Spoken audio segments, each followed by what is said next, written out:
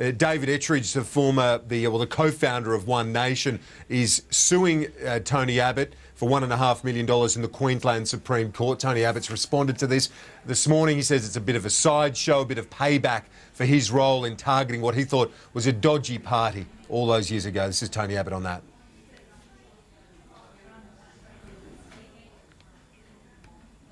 Actually, my apologies. We don't have that comment from Tony Abbott, I'm told. But what we do have is the Deputy Prime Minister Wayne Swan this morning. He was in Melbourne. He has urged the Victorian Premier to sign on to the government's Gonski reforms. This is the Deputy Prime Minister speaking to the media.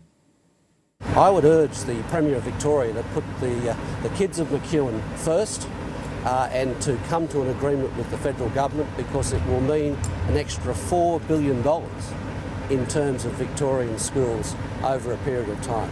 Nothing, absolutely nothing is more important to the future of our country than having our young people well educated and leaving nobody behind in that process.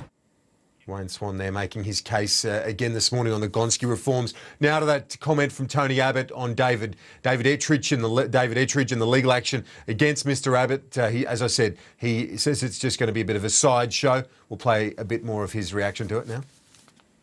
You'd always prefer not to be subject to litigation, but this arises from the campaign I waged about 15 years ago to expose what I thought was the dodgy nature of the One Nation party. I'm confident that everything I did back then was justifiable and could be justified. I think it's fair to say that this is going to be just a bit of a sideshow, and I try not to be involved in sideshows if I can avoid it.